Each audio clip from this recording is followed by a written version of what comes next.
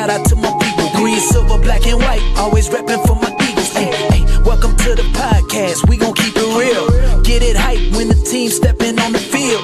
We all we got. We all we need. Philadelphia Eagles, lock in with me. It's a Philly thing. You ready? Let's go.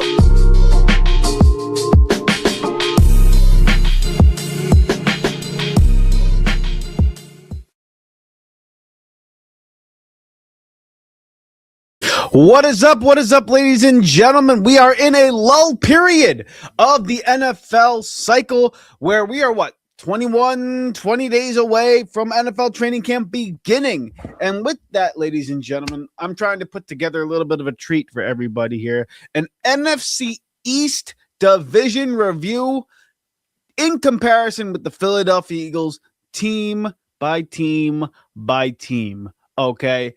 And my goal is to break down basically potential lineups from the Eagles versus every other NFC East team that we got in the division, compare and contrast, and talk about whether or not Philadelphia has the edge in certain areas. Now, there's going to be some talks and some conversation that will not be necessarily comforting for a lot of Eagle fans, as there are going to be other segments of this division that have the upper hand on Philadelphia. And I'm going to try to be objective and honest about that. And we're going to break down the starting lineups for the Dallas Cowboys. We're starting it off right off the rip, going after the Dallas Cowboys, because they are, quite frankly, the biggest competition in the NFC East. Albeit we did split with all the teams in the division last year. And it was just 2 seasons ago that the Washington Commanders were in the NFC title game against us. So we have to put respect on their name. But the biggest competition, in my opinion, I think in most fans' opinions, is the Dallas Cowboys. So we're going to talk about them today in just a few moments. But before we get into all that, let me just introduce you to the show. This is the Riding the Bench Eagles podcast. I'm your host, Asif Badi, and like you, I'm a Birds fan who talks about the birds.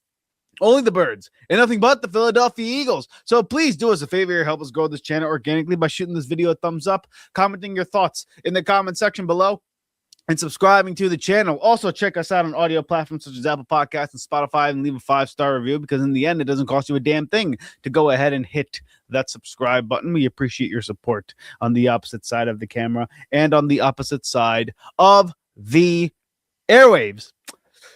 With that being said, ladies and gentlemen, let's just get right into it. We're going to start off with the starting lineups for the Philadelphia Eagles versus the Dallas Cowboys, okay? And we're going to start off right now with the starting lineup of the Philadelphia Eagles here. Now, we talked about this in an episode past in regards to some of the breakdowns, some of the expectations that we have on the offensive side of the ball. Now, listen, you got Jalen Hurts at quarterback, Saquon Barkley, who's coming off a year where, again, we're going to talk about those two guys in particular in just a moment, but coming off a year that everybody thought was a little underwhelming. Devonta Smith is now transitioned from wide receiver 2 into a wide receiver 1, or rather 1B,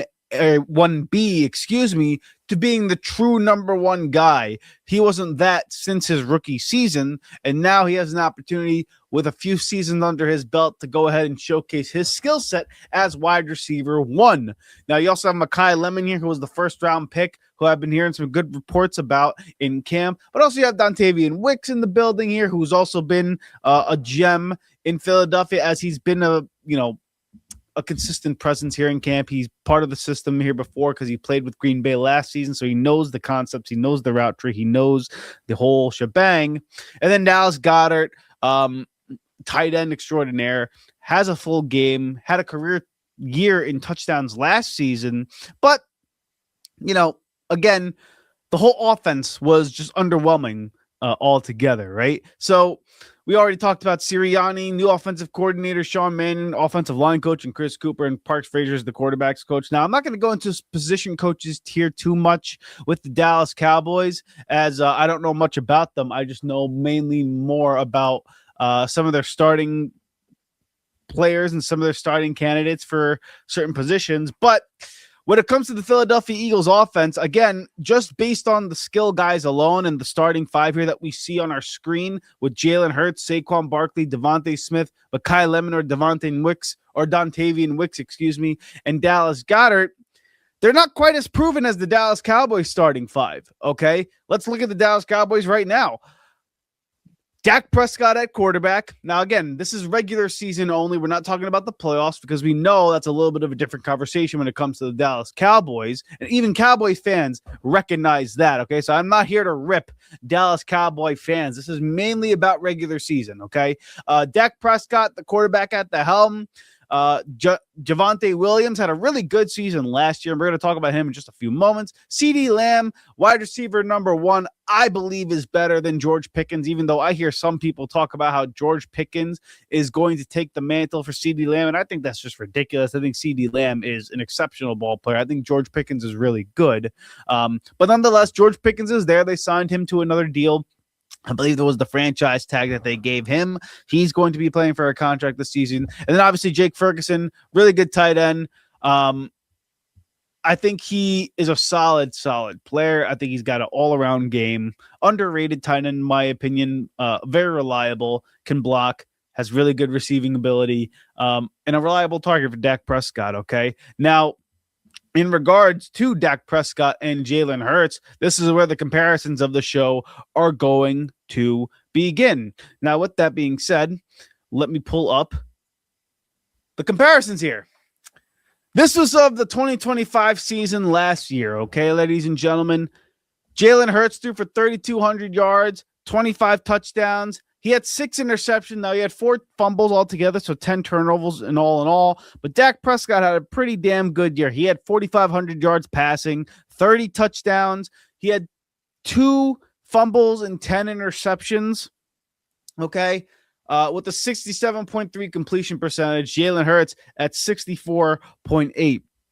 Why that matters is because, quite frankly, when it comes to the 2 quarterbacks in the building here, really only one team has a proven offense, okay? And that's really just this Dallas Cowboys starting lineup. They're more proven. Quite frankly, they're the best in the NFC East. And it's not just the starting 5 here, ladies and gentlemen. It's not just the quarterback play that we saw here last season in 2025, but really it's the whole unit. And we're going to talk about the offensive line in just in a second, but the starting 5 here for the Dallas Cowboys is comparable, if not better, than the starting 5 for the Philadelphia Eagles. And I hate to break it to Philadelphia Eagle fans. Now, again, this is purely regular season, okay? In terms of passing, in terms of getting the ball down the field and utilizing all weapons on the offense, Dak Prescott, as you saw with the comparison here, can throw for more yardage, throw more touchdowns, higher completion percentage, and I haven't even looked at the passing attempts, but I am almost confident, pretty confident, that Dak Prescott threw the ball more than Jalen Hurts. And if that's the case, those numbers are all that more impressive. Now, when it comes to Jalen Hurts, again, I don't think he played that great last season, even though a lot of the numbers and a lot of advanced analytics suggest that he played very well and he played, top 10, top 11 type football. Pro Football Focus ranks him as like the 10th or 11th as the 11th or 10th best quarterback in terms of some of the advanced numbers. Again, I didn't view it that way last season. The only thing that looked good, in my opinion, was his ability to not turn the ball over. I mean, 4 of the turnovers that you saw on that comparison came in the Charger game. So in terms of taking care of the ball, Jalen Hurts, and I've said this before, he's the best decision maker, in my opinion, in all of football when it comes to not turning the ball over. Part of that is very much a criticism of him amongst general fan bases because they believe that he is just a product of the system, which I believe is just nonsense, by the way. That's neither here nor there. The point being is, when it comes to the starting 5 and skill set guys, there's really not much comparison in terms of the offensive guys here. Dallas, I think, has the upper hand in that department. I think that's just a fair observant and objective take. Okay, at least going into this 2026 season, you give the nod to the Dallas Cowboys. Okay, now let's talk about the next side, the offensive line. Okay, the Great Wall of Phillies, I like to call them, back in 2024. It's not quite that nowadays, but again, Eagle fans know Jordan Mailata, Landon Dickerson, Cam Jurgens, Tyler Steen, and Lane Johnson. Now listen, the biggest question mark of the NFL season for the Philadelphia Eagles outside of the quarterback and running back, it's this offensive line health. If the offensive line is healthy and they're even playing remotely close to what they did in 2024, hell, if they even play close to what they did in 2023, this offense is going to be improved, okay? And this is going to be the biggest job of not only Sean Mannion, but Chris Cooper, okay? Getting these guys to buy into the new scheme, for them to play up to snuff. And listen, once again, when it comes to the offensive line, it's not like the Dallas Cowboys are in a department where they're severely lacking. The only thing I think that they're better at, the only thing I think the Eagles are better at on the offensive line than the Cowboys are at tackles. Left and right tackle. I think Jordan Mailata and Lane Johnson are the best in the NFL. When it comes to the Dallas Cowboys, in terms of interior linemen, it is really tough to look at that offensive line and not say, damn, Tyler Smith, Cooper Beebe, Tyler Booker, that's an elite interior front, okay, for the Dallas Cowboys. Now, they have question marks at Tyler Guyton on the left side, and then Terrence Steele on the right side. He's solid, but he's not necessarily a road runner like Lane Johnson is per se, but health is a major concern for Lane Johnson. So again, when it comes to the offensive line, with the new scheme, with a new philosophy, with health, you have to say, at worst case scenario, it's a push. Meaning that both sides of the ball, in terms of Dallas versus Philadelphia Eagles, I'm going to give my nod to the Philadelphia Eagles just because I believe that the time off is going to be beneficial for the interior guys like Landon Dickerson and Cam Jurgens, mainly Cam Jurgens, more so than Landon Dickerson. He's already hobbling in camp, in mini camp at the moment, so I can't necessarily say Landon Dickerson is going to come into the year very, very healthy. But again, Tyler Smith, Cooper Beebe, and Tyler Booker, that's an elite interior offensive line group. That just is. That's as good as it gets in the NFL. And Dallas Cowboy fans, I know the Tyler Smith and the Tyler Booker pick weren't sexy picks, but damn it, they hit the nail on the head when it comes to getting offensive linemen. They do a real damn good job for the most part in terms of drafting offensive linemen. Again, Tyler Guyton is a work in progress. He's probably a guy that has to have a really big year for Cowboy fans to believe in him, because he is probably the weakest mark on the offensive line for you guys. But here's the other problem. We're going to talk about that later for the Philadelphia Eagles. On the edge, really don't have many guys on the edge that can really, I think, exploit Tyler Guyton. But all in all, Philadelphia's offensive linemen compared to the Dallas offensive linemen, I'm calling it a push. So they have the advantage on the interior. We have the advantage at tackle. Okay, Jordan Mailata and Lane Johnson, even if Lane Johnson only plays 12 games, I think is better than what they have in Dallas. But the interior of the offensive line, if Landon Dickerson and Cam Jurgens are not healthy, which more likely than not, Landon Dickerson probably won't be as healthy as maybe given credit for, Tyler Smith, Cooper Beebe, and Tyler Booker, that's elite. That's an elite group of linemen right there. And here's the other thing. When it comes to the elite group of linemen, we have to look at running back here, ladies and gentlemen, because the performance of the offensive line for Philadelphia was judged mainly by the running game last season, because pass protection, they were actually pretty damn good in Philadelphia in terms of being able to block up front. Running the ball was part of the problem. And even with that, I don't think it was that bad that we're making it out to be now that we're looking at it in hindsight. Let's look at the numbers here between Saquon Barkley and Javonte Williams of the Dallas Cowboys. Comparable with rushing yards. Saquon Barkley had 1,140 yards. Javonte Williams had 1,200 yards. The attempts a little bit are on the higher end for Saquon Barkley at 280 attempts versus 252 attempts for Williams. Touchdown department, Javonte Williams had 13, with 2 of them being receiving touchdowns, and Saquon Barkley had 9 touchdowns in total, 2 of them from receiving yards.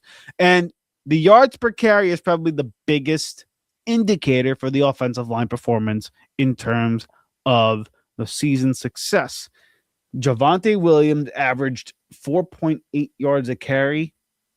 Saquon Barkley averaging 4.1 yards a carry. And that, my friends, is the biggest indicator and the biggest barometer for success in the Philadelphia Eagles season for the 2026 year. Can they get the running game going? If you can get this running game going for the Philadelphia Eagles, all of a sudden this offense takes it to the next level despite losing A.J. Brown. Now, we haven't even talked about in this episode the loss of A.J. Brown, how much of that hurts the Eagles. It's going to hurt them immensely, which is makes it all the more important for Saquon Barkley to be elite. Like Javonte Williams last season for the Dallas Cowboys, those numbers right there, those are probably the best rushing performances that they have had from a running back in quite some time, since Ezekiel Elliott, okay? He was a godsend last year. One of the main reasons why they were the number 1 offense or a top 5, top 3 offense in the National Football League last year was because Javonte Williams had the year that he had. 4.8 yards a clip is elite.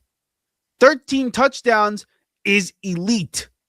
Those are numbers that you want to see from your running back. And now we're in an NFL where the renaissance of the running back here, I mean, it has come back stronger and better than ever. You need to have an elite running game in the National Football League. You need to have elite play from the running back position in order to be successful at the NFL level. And the Dallas Cowboys last season had a really, really good output by Javonte Williams at the running back slot. So when it comes to offensive linemen, again, like I said, it's a push. And Saquon Barkley's numbers in comparison to Javonte Williams, relatively the same, but expectations for the Eagles are much higher because we came off the year where he had $2,000. We're losing A.J. Brown. We have a new scheme. All of these things have to contribute to Saquon Barkley being featured in the offense and making sure he has an elite output. For Javonte Williams, he just needs to be consistent the way he was. If he does that, all of a sudden the Dallas Cowboys offense once again is going to come into the season being elite. Having consistency at play caller with Brian Schottenheimer also helps. Having consistency with the weapons coming back also helps. And again, like I said, this is purely regular season talk. And in the regular season, the Dallas Cowboys get up for the Philadelphia Eagles. So this is not going to be an easy matchup for the Philadelphia Eagles. In this NFC Division review matchup, you tip your nod on the offensive side of the ball, in my opinion, to the Dallas Cowboys. All right, ladies and gentlemen.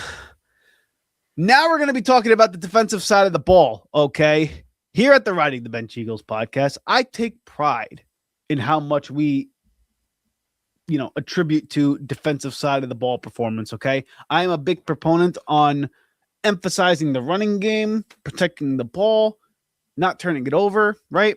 Having an elite defense. This is where I believe the Philadelphia Eagles, ladies and gentlemen, are in a pocket, okay? I think they are clearly better than the Dallas Cowboys on the defensive side of the ball. The only thing that I will say, and we'll talk about this in just a second, is the fact that the defensive side of the ball for the Philadelphia Eagles, in comparison to the Cowboys, in terms of depth, it's about a push. It's about the same. Not a lot of depth on the defensive side of the ball here in Philadelphia. But again, let's look at the lineups here. We have Nolan Smith at the end. Jalen Carter, obviously. Yes, there's some contract disputes here in Philadelphia, but he is in the building. Jordan Davis is there at nose tackle. He had a great year last season, coming off a nice year. I have really good faith and I'm pretty high on Jordan Davis in this upcoming season. I think he's taken a step as a leader on this defensive front. I believe they wanted Jalen Carter to be like a Fletcher Cox type of player. However, Jordan Davis has taken the mantle as leader on this defense and in this defensive line room, right? Moro Ojomo is also there. He had a really good season last year, despite the fact that the defense at times had some, again, as elite as they were last season, they had some shaky performances, especially against the run. Moro Ojomo, a smaller defensive tackle, but he could play. Flat out can play. And then, obviously, the other guy, Ty Robinson here. This could be Byron Young. This could be potentially Brandon Graham. I mean, there's a lot of moving parts here in this defensive line rotation that the Philadelphia Eagles could exercise here. Again, this is where the depth comes into play. I don't know how deep they are on the defensive line in comparison to the Dallas Cowboys. And the Dallas Cowboys have a few guys here on the defensive front that, quite frankly, I think if you line them up next to guys in Philadelphia, you would say, he either might be better or it might be a push here. Okay. So listen, Rashawn Gary here on the edge for the Dallas Cowboys, I think is a nice upgrade or a nice piece to the pie here. Donovan Nzaraku, another really good edge player, young guy, young player, pretty raw, athletic guy. He's got some game. I like the way he plays football. Kenny Clark, a staple in the NFL. He's been here and he's done this for quite some time now. Was in Green Bay. Actually, I think was one of the people who got brought over by the Micah Parsons trade to the Green Bay Packers, along with a couple of first-round picks. And then they used one of those picks to get Quinnen Williams, who I think right now, in comparison to these two defensive lines so far, he's the best player on the board here. Quinnen Williams is better than Jalen Carter. He's better than anybody that we have in Philadelphia on the defensive front, and he's one of the best defensive linemen in all of football. Quinnen Williams is an elite ball player. He was a New York Jet. That's why people don't take him too seriously, or rather, maybe people don't really know how elite he is. He changed life in Dallas when he got into the Big D. I should maybe rephrase that. When he got to Dallas, Quinnen Williams, the big fella, changed life in Dallas. And quite frankly, you saw it when they played the Philadelphia Eagles. We were up 21-0. Then they changed to a 5-man front, and we couldn't score a point. He was wreaking havoc all game. And I watched the all 22 of that game. He was a monster in that second half. Quinnen Williams is an elite ball player. And then Jonathan Bullard, they acquired him from Tennessee. I think he signed via free agency. He's another guy who's just a solid player, has a good career in the NFL. Another depth piece for them. Now, remember, the Dallas Cowboys, they're not playing a 5-man front. They're playing a 3-4 front with an occasional 5 to 6 man front every once in a while. Again, Christian Parker is the defensive coordinator who was a defensive backs coach in Philadelphia. So these guys are also running a new scheme. They don't have Ozikizuwa, who I believe now, I don't remember if he went to Washington or not. I will find out that information at some other point, but he's not in Dallas anymore. Kenny Clark, Donovan Nzaraku, Quinnen Williams, Rashawn Gary. They also have other guys like Sam Williams, who we'll talk about in just a second here. And Malachi Lawrence is also a guy that they have on the edge who kind of can sub-play at linebacker and stuff like that. They have a lot of guys who are flexible at certain positions that can do a lot of things on the defensive line. So again, when it comes to the Eagles defensive lineup versus the Cowboys defensive lineup, depending on where you're looking at, I call it a push. Okay. I think Quinnen Williams is the best player here. However, I think Jalen Carter is better than Kenny Clark. I think Jordan Davis is better than Kenny Clark. I think Nzaraku might be better than Nolan Smith. I think Rashawn Gary, depending on where they put Jonathan Grenard, which we'll talk about in a second, he might be a push. Okay. So Jonathan Bullard, I don't think is quite as good as these first 4 guys, as Moro Ojomo, Davis, Carter, or Smith, but he's better than Byron Young and Ty Robinson, in my opinion. So again, call it a push, depending on the scheme, depending on the day. I'm going to give a nod to the Dallas defensive line. I think there's more proven players here. I think there's guys here who are coming in more hungry than the Philadelphia Eagles. There's not a lot of contract disputes going on this Dallas Cowboys defensive lineup. I think Rashawn Gary, a good, solid player. Nzaraku, a solid player. Kenny Clark, a staple, solid player. Quinnen Williams is elite. And then Bullard, I think, is a good rotational piece, plus whatever else they're going to have on the back end with the linebacker spot, which is what we're going to talk about right now. So this is the Eagles linebacking room here. Okay. Jalen Hunt, Jahad Campbell had a really nice rookie campaign. Zach Bond, I think, has been exceptional since his time in Philadelphia. Jeremiah Trotter, also small Munden, can also be here as well, but I think Jeremiah Trotter is going to get the nod and get some playing time this year. And then Jonathan Grenard, who can sub as an edge player for the Philadelphia Eagles. I think while Jonathan Grenard's a grown-up and it's nice to have an adult in the building, especially for this defense, in terms of whether or not he's going to be elite for us, I don't know. He's had some up and down years, as we've talked about in the past. Zach Bond's exceptional. Jahad Campbell, I think, is going to take a step forward. He played really good in the first 8 games that he was here in Philadelphia last season until Nakobe Dean came onto the scene. I like his upside. I thought he played really good, especially in coverage. I thought he was really, really exceptional. And then Jalen Hunt, I think, is as good of a player as we have in Philadelphia in terms of his ability and his potential. He can cover. He can sack the quarterback. He can play the run. I think he's a complete player, and he's growing into a role in Philadelphia where they're going to be expecting some big things from him, if not this year, next year. Okay. And then Jeremiah Trotter is just a smart player. He always knows where to be and always is around the ball, especially in practice and all this training camp and mini camp stuff. Dallas Cowboys linebacking room. Again, I didn't quite know exactly how to qualify Sam Williams or Malachi Lawrence, so I just put them at edges because they get sub as like outside linebacker or put their hand in the dirt. Really kind of depends on the play and what they want to do. But we start off with Malachi Lawrence. Demarion Overshawn, a really good linebacker. I love his game. Again, his problem is health, right? D. Withers comes from the San Francisco 49ers. He's an acquisition that they've made. And then I don't know this young man's name, Barham. Apparently, a lot of guys in Dallas like him. Hold on, let me take a sip of water. Forgive me, ladies and gentlemen. I'm running a little bit of a cold here. I know it's summertime, but that AC, sometimes it gets you. I was talking about Barham. Now, I don't know much about him. But again, he's a guy that in Dallas people like getting snaps, and he's probably going to be seeing the field a good amount of time. So I put him in. And again, the second half of last year, the Dallas defense was not terrible. They weren't as bad as they were in the beginning of the year once they traded Micah Parsons. So if you couple the defensive line with some of the guys that they have here, all of a sudden you got something cooking here in the Big D in Dallas right now. And on our side of the ball with Vic Fangio, year 3, again, I'm giving the nod to the Philadelphia Eagles defense. It doesn't really matter.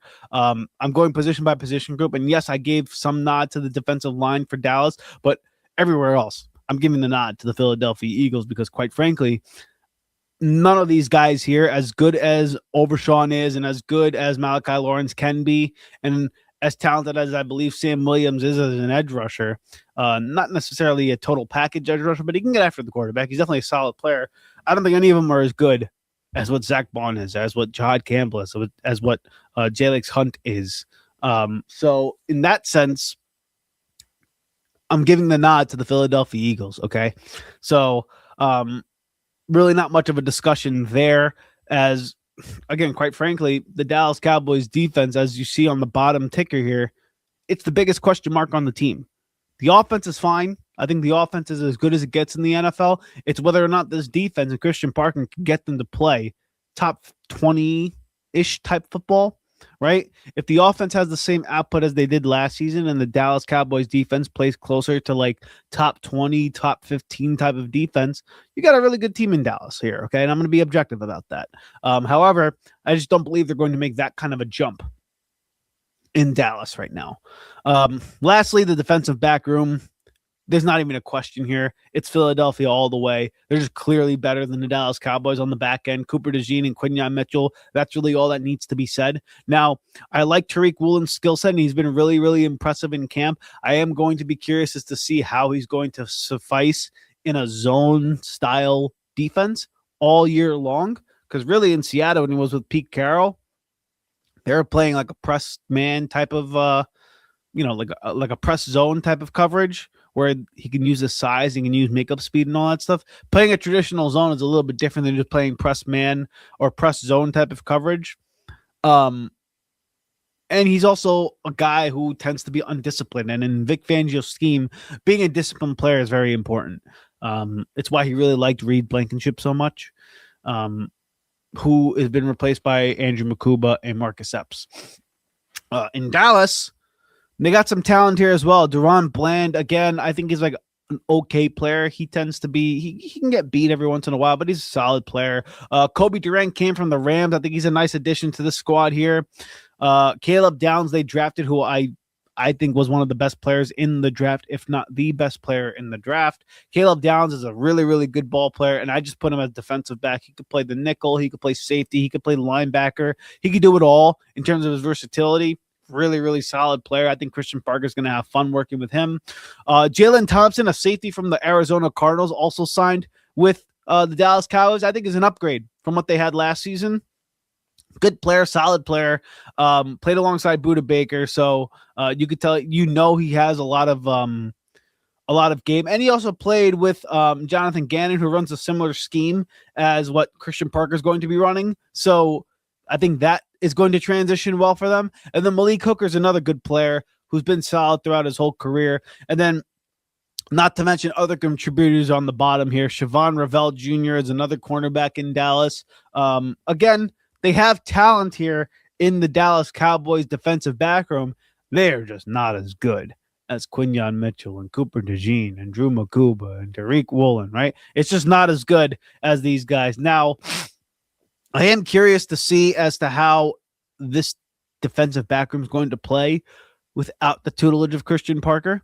Now they have Mike Pellegrino there as a defensive backs coach, who again comes from Connecticut High School. Shout out to Mike Pellegrino.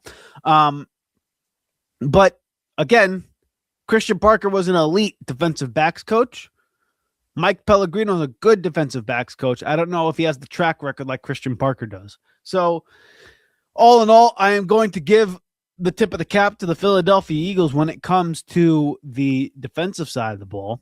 And I'm not really going to talk about the special teams. I'm not going to talk about, Jake Elliott and Brandon Aubrey, because we already kind of know Brandon Aubrey's a weapon. Jake Elliott has a little bit of a question mark coming into this season. I like Jake Elliott, but, sometimes Jake Elliott likes to kick to the left. He misses every once in a while, and then, all that jazz. Brandon Aubrey, you get past you get past half field, you got 3 points on the board. Okay, that's really what it comes down to with him.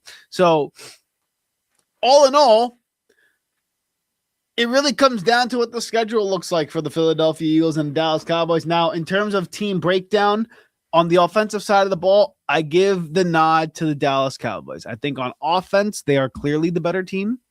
I think right now they have less questions about the offense than they do in Philadelphia. And with the consistency of play caller and scheme and all that jazz, you have to give the tip of the cap to the Dallas Cowboys. Again, purely regular season. When it comes to the playoffs, it's a little bit of a different animal. But right now, we can't talk about the playoffs. We have to talk about the regular season because we haven't played it down yet, right? So, but on the defensive side of the ball, I think it's clear. Philadelphia is just better flat out. They got the better coordinator. They got the better linebackers coach. They have the better everything for the most part. Dallas does have the best player, in my opinion, in terms of these guys, in Quinnen Williams on the defensive side of the ball. But other than that, there's really nowhere else I give the nod to the Dallas Cowboys on defense. And I think that's just because you have to go out there and prove it, right? I think Dallas Cowboy fans can appreciate that. They have a lot of work to do on the defensive side of the ball, and they're going into the season with a lot of optimism, as they should. But in terms of defensive output, Philadelphia is projected to be a top 5, top 7 type of defense. Dallas is just hoping they could be out of the bottom third. Okay, so let me know what your thoughts are in the comment section below. That's really all I got in terms of comparisons for the offensive side of the ball and the defensive side of the ball. And on that note, ladies and gentlemen, that's all I got. Thank you so much for your support, and we'll see you back here next time for the next episode of the Riding the Bench Eagles podcast. Hey, thank you so much for getting through this episode of the Riding the Bench Eagles podcast. If you want more content just like this, hit the subscribe button below to lock in with me Thank you so much for your support on the opposite side of the camera, and check us out on other platforms in the description box below. And we'll see you back here next time for the next episode of the Riding the Bench Eagles podcast.